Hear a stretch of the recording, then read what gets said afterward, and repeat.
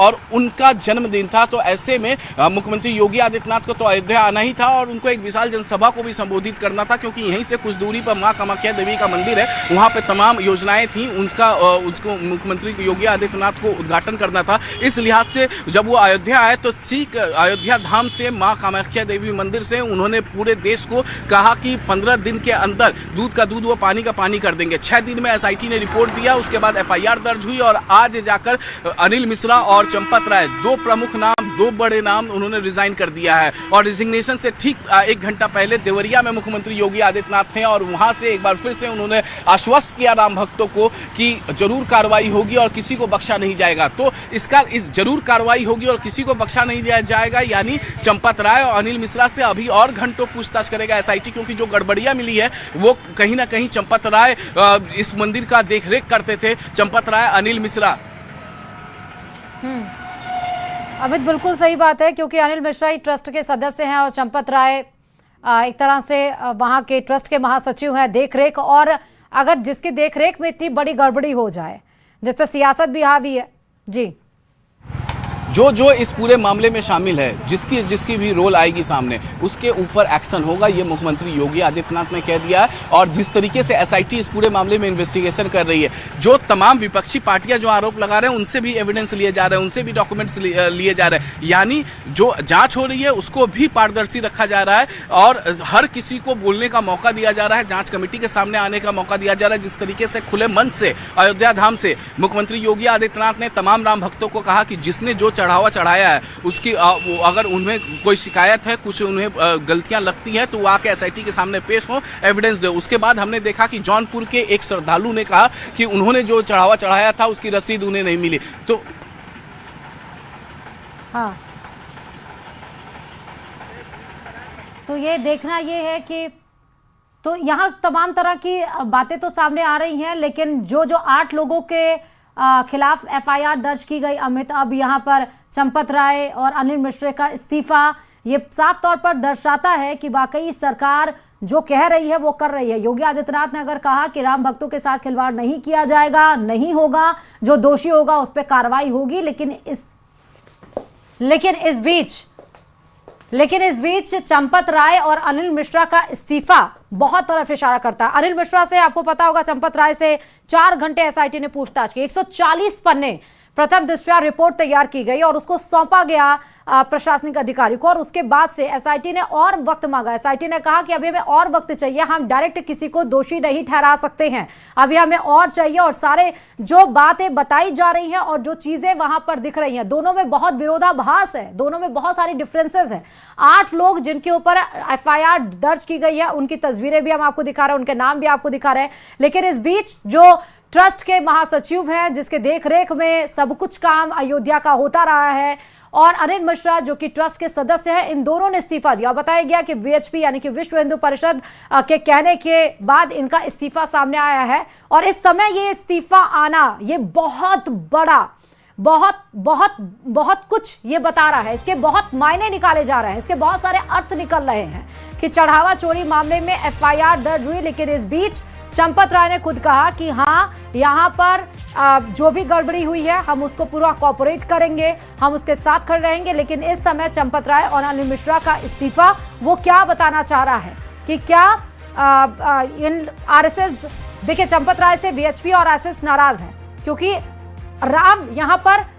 सीधे अयोध्या जिसको बनाने के लिए इतना संघर्ष हुआ, जिस मंदिर को स्थापित करने, रामलला को अपने मार्ग पर, अपनी जगह पर स्थापित करने के लिए इतना ज्यादा संघर्ष किया गया, इतने वर्षों तक इंतजार किया गया, और आज वही रामलला के दरबार में जब चोरी का मामला सामने आया तो सबके पैरों तले जमीन खिसक गई कि आखिरकार ये कैसे हुआ। और इतनी बड़ी मात्रा में चढ़ावा चोरी, चढ़ावे में जो, चंदे में जो चोरी हुई, उसके बाद से आप देखिए कि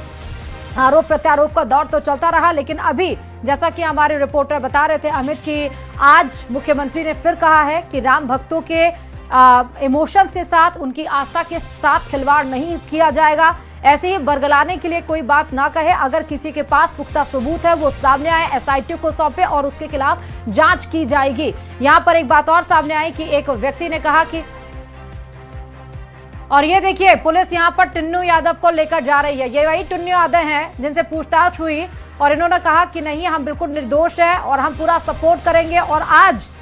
पुलिस के बीच में बैठे हुए टिन्नू यादव,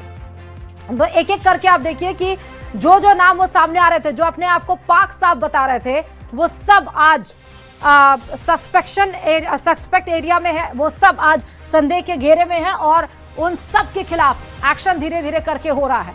एफआईआर में जो 8 लोग दोषी पाए गए हैं, चढ़ावा गणना टीम के जो सदस्य हैं वो मनीष यादव है, लवकुश मिश्रा है, एक एक करके इन सब के ऊपर अब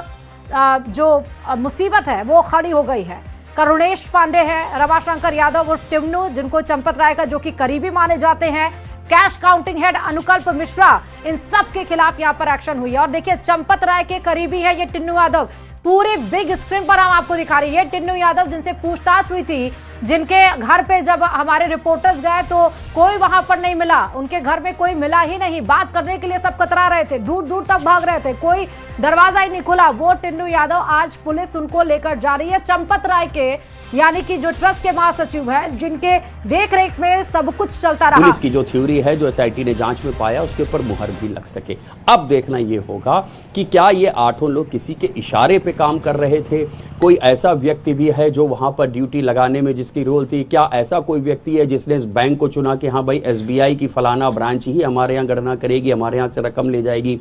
फिर एसबीआई ने ही एक आउटसोर्सिंग एजेंसी रखी जो वहां पर रकम गिनेगी, और उस आउटसोर्सिंग एजेंसी में उन लोगों को रखा गया जो ट्रस्ट के अंदर ऑलरेडी नौकरी कर रहे थे, उनके करीबियों को वहां जगह दी गई। तो ये भी एक साजिश प्रतीत होती है। तो ये साजिश थी या नहीं, या सिर्फ प्रतीत हो रही थी,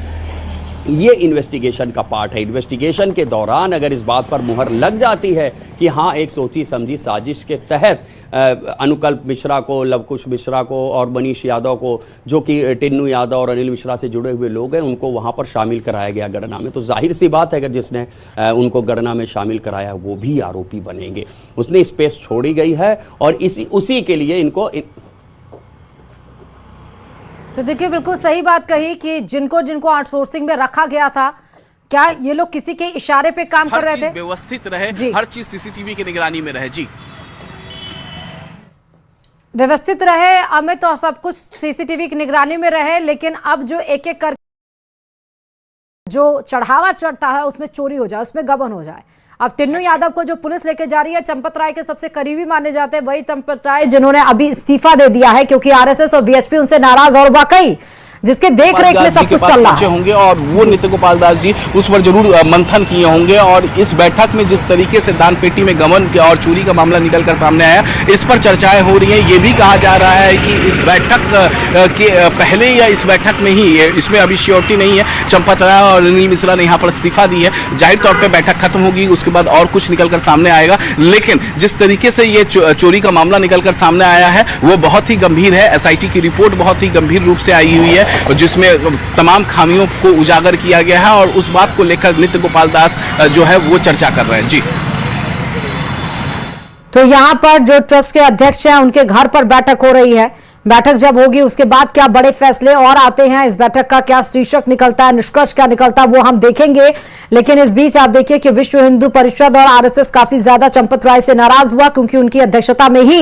ये पूरा अयोध्या मंदिर चल रहा था। ये पूरा की जांच चल रही है, जो व्यवस्थाएं थी उस व्यवस्थाएं को और मजबूत किया गया है और उन्हीं संसाधनों से मजबूत किया गया है जो पहले से यहाँ पर थे, क्योंकि एसआईटी के संतुति पर ये सब मजबूती की गई है। अब जब एसआईटी की रिपोर्ट पूरी आ जाएगी तो उसके बाद जाहिर तौर पर नए रिक्रूटमेंट होंगे और ये जो व्यवस्था है, अगर सीईओ रैंक का अधिकारी यहाँ अपॉइंट कर दिए जाते हैं जिस तरीके से एसआईटी में जिक्र किया गया जो हमारे सोर्सेज बता रहे हैं, और सीईओ रैंक के अधिकारी आएंगे तो उसके बाद वो अपने हिसाब से मंदिर का देखरेख करेंगे, मंदिर किस तरीके से चलेगा, जो चढ़ावा चढ़ता है वो सही हाथों में बैंक तक पहुंच जाए, उसमें चोरी ना हो, इस बात का खासा ध्यान रखा जाएगा। तो फिलहाल जो व्यवस्थाएं अंदर अभी मौजूद थी उसी व्यवस्थाओं को और पुख्ता किया गया है और पुख्ता करके सब कुछ, चाहे वो दान पेटी हो या फिर अन्य व्यवस्थाएं हों, उसको और ठीक किया गया। जी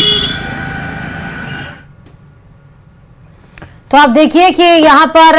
जैसे मैंने पहले ही कहा कि एसआईटी, जैसा अमित बता रहे हैं कि यहाँ पर और कुछ लोग रिक्रूट किए जाएंगे, व्यवस्थाओं को और तरीके से सही किया गया। एसआईटी ने वहां की व्यवस्थाओं को अपने हाथों में लिया और एसआईटी की जो रिपोर्ट आई वो वाकई बहुत ही चौंकाने वाले, उसमें पद रिक्त होंगे। जाहिर तौर पे जब सुप्रीम कोर्ट का आदेश है इसको लेकर, सुप्रीम कोर्ट की गाइडलाइन है, तो वो केंद्र के द्वारा ही वो कहीं ना